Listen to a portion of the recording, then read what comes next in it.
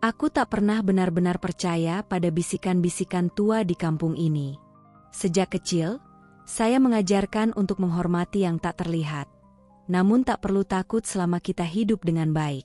Tapi itu semua sebelum aku mengenal Seruni. Kampung Sukajaya bukan kampung besar. Jalannya masih tanah merah, dan setiap rumahnya nyaris tidak terlihat dari halaman tetangga. Semuanya terjadi, pesta, duka, kelahiran, dan kematian. Tapi sejak beberapa bulan terakhir, ada rasa asing yang menetap di setiap malam, sesuatu yang tak bisa dijelaskan, tapi bisa dirasakan. Bau bunga sedap malam yang terlalu kuat, dan sunyi yang tidak wajar setelah jam 9 malam. Aku pertama kali melihat Seruni di pengajian ibu-ibu, entah kenapa dia ikut duduk di sana, antara para janda dan nenek tua. Padahal usianya tidak jauh dariku. Kulitnya putih pucat, seperti porselen. Rambutnya hitam jatuh sampai pinggang.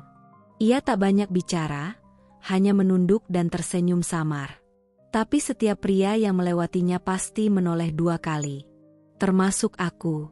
Sejak saat itu, Seruni menjadi semacam legenda di kampung. Ia tinggal sendiri di rumah tua warisan keluarganya, di ujung jalan yang menghadap sawah. Katanya, kedua orang tuanya meninggal dalam kecelakaan bertahun-tahun yang lalu, dan sejak itu ia tidak pernah keluar kecuali sore menjelang malam. Aneh memang, tapi siapa yang berani bertanya? Pesona Seruni menumpulkan rasa curiga. Satu demi satu pemuda kampung mulai menghilang.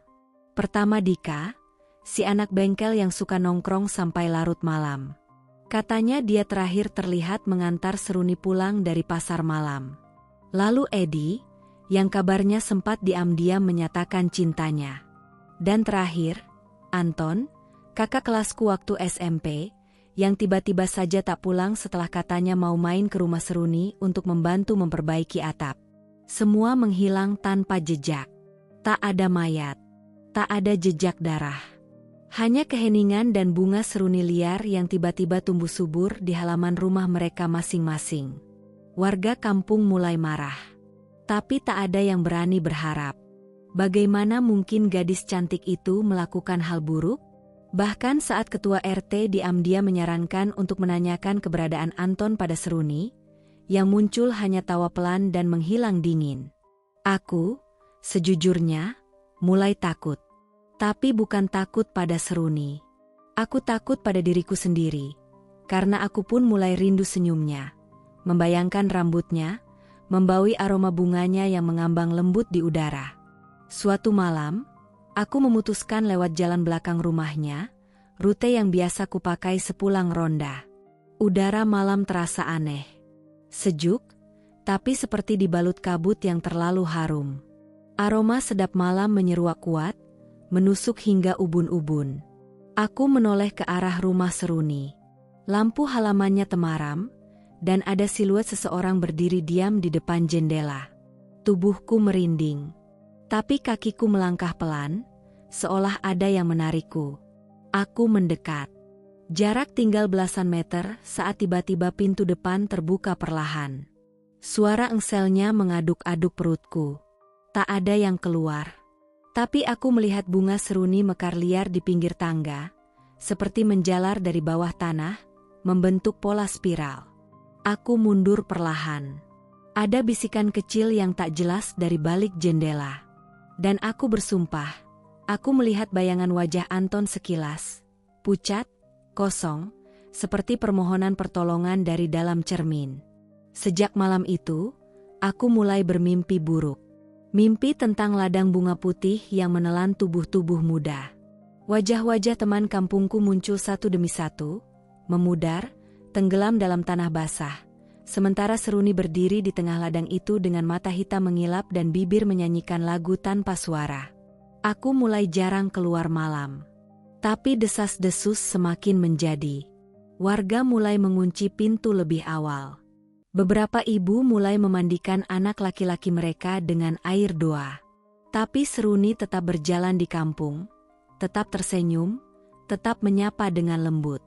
Sampai suatu malam, aku mendengar suara ketukan di pintu. 3 ketukan. Pelan. Tapi cukup untuk membekukan darahku. Aku mengintip dari sela jendela. Tak ada siapa-siapa.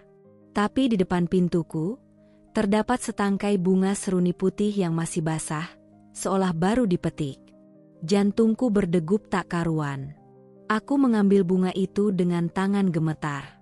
Aroma harum menusuk hidungku, membawa kembali bayangan malam itu. Saat aku menoleh ke belakang, aku melihat pantulan bayanganku di kaca almari, dan ada sosok lain di belakangku. Rambut panjang, kulit pucat, mata hitam. Aku berbalik, tapi ruangan kosong. Aku tahu, ini bukan lagi tentang bunga, bukan kecantikan tentang. Ini tentang kutukan yang menyusup lewat pesona. Dan Seruni, bukan gadis biasa. Pagi di kampung Sukajaya tidak pernah terasa sesunyi ini. Langit mendung sejak subuh, dan kabut masih enggan menghilang meski matahari sudah tinggi. Tak ada suara ayam berkokok, tak ada ibu-ibu menjemur pakaian. Semua seperti menahan napas, seolah takut akan sesuatu yang belum terjadi, atau barangkali sudah terjadi tapi belum ditemukan. Sejak malam ketika bunga seruni ditemukan di depan pintuku, aku tak bisa tidur. Setiap kali memejamkan mata, aku melihat ladang itu lagi. Dan Seruni selalu berdiri di tengah-tengahnya, menatap dengan mata tak bernyawa. Aku memutuskan untuk berbicara pada Pak Raji, dukun tua yang jarang keluar dari rumahnya kecuali ada kematian. Pak Raji hanya mendengarkan saat aku menceritakan semuanya. Mata yang keruh menatap jauh ke arah pegunungan, lalu mengangguk perlahan. Ia tak tampak terkejut, hanya sedih. Ia berkata pelan sambil berbisik, bahwa Seruni adalah warisan dari sesuatu yang telah lama terlupakan, sebuah perjanjian kotor antara leluhurnya dan makhluk gaib penjaga kecantikan. Cantik itu darah, katanya, dan darah harus dibayar dengan darah pula. Kata-kata itu menancap di kepalaku. Kutukan kecantikan. Seruni bukan hanya seorang gadis. Ia adalah wadah dari warisan jahat yang menghisap hidup orang lain demi menjaga daya pikatnya.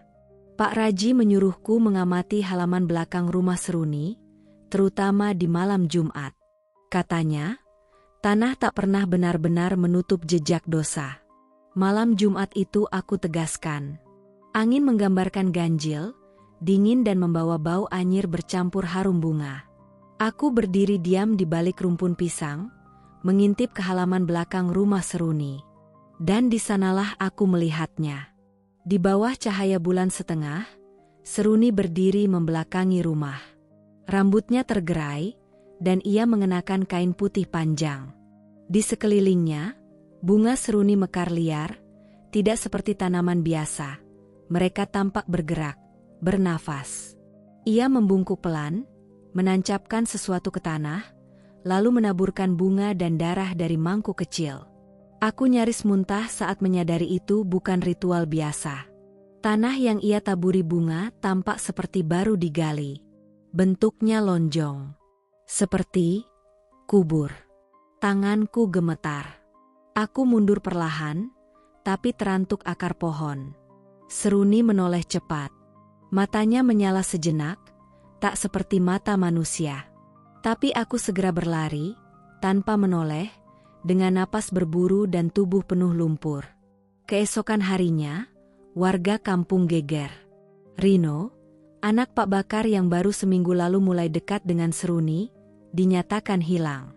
Ibunya histeris, dan bapaknya tak bisa berkata apa-apa kecuali menatap kosong ke arah ladang di belakang rumah mereka.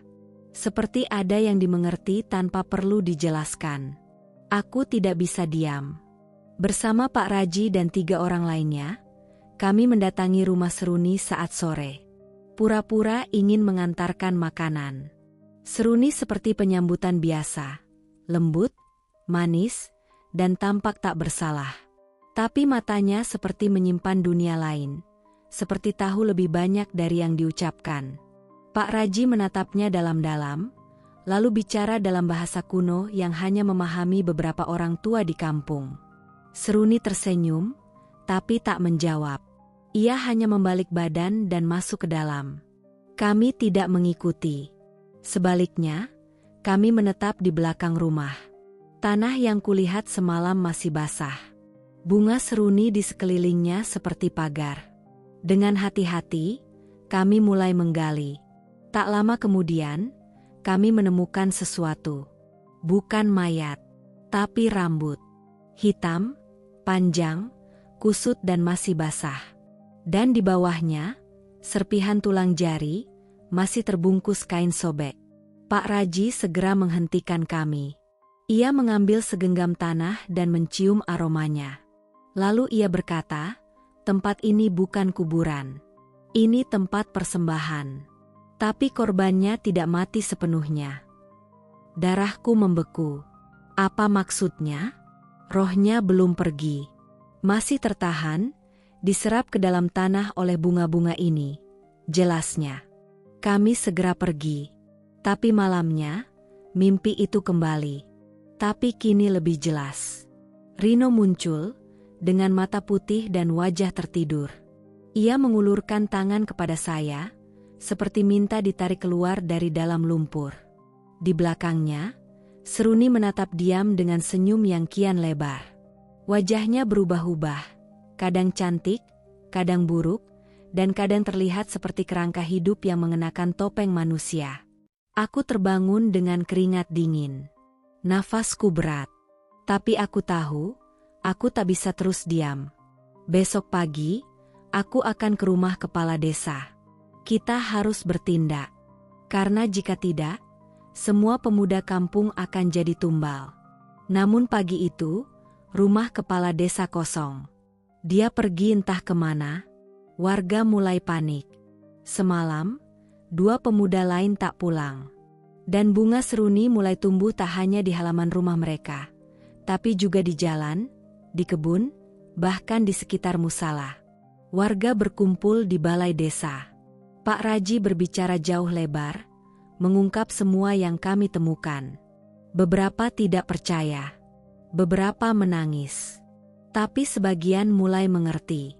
Kampung ini telah menyimpan iblis dalam wujud bidadari. Kami sepakat, malam berikutnya kami akan berkumpul. Akan mendobrak rumah itu. Akan berakhir ini semua, sebelum seluruh kampung berubah menjadi ladang bunga kematian. Namun malam itu, Seruni menghilang. Kampung Sukajaya berubah menjadi sepi yang menakutkan. Sejak malam itu, saat Seruni menghilang tanpa jejak, hawa aneh menggantung di setiap sudut. Tak ada ayam berkokok, tak ada suara anak-anak, bahkan angin pun seolah enggan bergerak. Seperti dunia sedang menahan nafas menunggu sesuatu yang lebih mengerikan tiba. Warga berjaga setiap malam. Obor dipasang di tiap sudut jalan. Ayat-ayat suci dikumandangkan dari musala kecil. Tapi itu tak berhenti. Bunga seruni pembohong tumbuh semakin merajalela.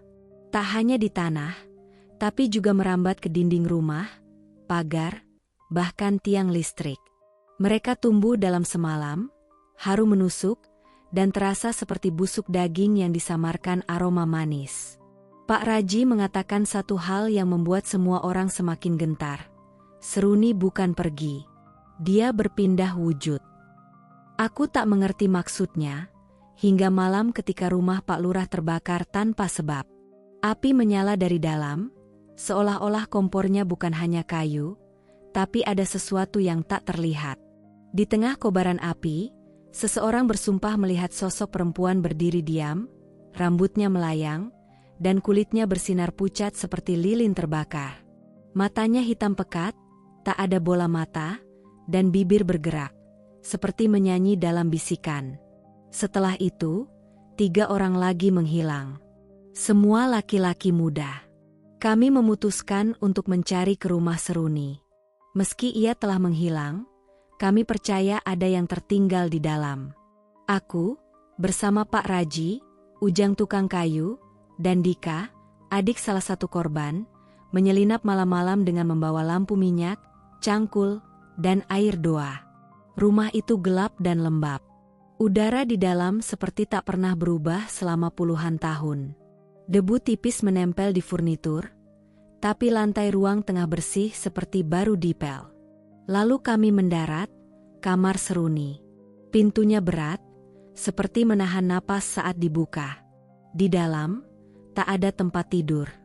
Hanya cermin besar yang menempel di dinding, dengan puluhan foto pemuda kampung tertempel di sekelilingnya.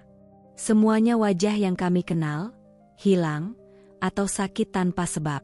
Di bawah cermin, ada altar kecil. Di atasnya, rambut-rambut manusia terikat rapi, dan beberapa potong kuku yang sudah menghitam. Bau bunga Seruni tercampur darah menguar, membuat lambungku teraduk. Pak Raji menyiramkan air doa ke seluruh sudut ruangan. Tapi saat tetes pertama menyentuh lantai, cermin itu pecah sendiri, retak dari dalam, dan suara seperti tangisan terdengar dari dinding. Kami mundur, tapi dinding kamar mulai berubah. Catnya mengelupas, menampilkan sesuatu yang terukir di baliknya. Simbol kuno, berbentuk mata dan mulut yang menganga, saling mengikat seperti ular. Pak Raji berteriak agar kami menggali lantai. Kami sedang menggali. Tak lama, tanah mulai terasa lembek, dan bau busuk keluar seperti perut yang dibelah. Kami menemukan kain putih, terbungkus rapat, masih basah meski terkubur. Di dalamnya, ada tubuh. Bukan mayat, tapi jasad yang seperti hidup, kulitnya masih segar, isyarat masih merah. Seruni. Tapi matanya kosong. Tiba-tiba, jari-jarinya bergerak. Bibirnya merekah, memutar, lalu menyanyi, tanpa suara, tapi kami semua mendengarnya di dalam kepala. Pak Raji melempar segenggam garam dan air doa. Tubuhnya menjerit, bukan dari mulut, tapi dari seluruh dinding rumah. Suara-suara dari dunia lain menembus kayu dan batu, menggema seperti teriakan makhluk lapar yang terusir dari sarangnya. Rumah itu mulai direbut kembali. Tanah berguncang. Kami lari keluar. Di belakang, rumah Seruni mulai ambruk perlahan, seperti ditelan bumi. Api menyala dari lantai, dari tembok, dari pohon-pohon di sekitarnya. Bunga Seruni terbakar, meleleh seperti daging, dan aroma harum berubah jadi bau mayat. Kami menyaksikan rumah itu lenyap, menjadi abu. Dan bersama itu, tangisan dari dalam tanah berhenti. Esok paginya, kampung terasa berbeda. Bunga Seruni tidak lagi tumbuh. Pemuda yang sakit tiba-tiba mulai membaik. Langit terasa lebih cerah, dan suara burung kembali terdengar. Tapi satu hal tak pernah kembali. Seruni. Tubuhnya tak ditemukan.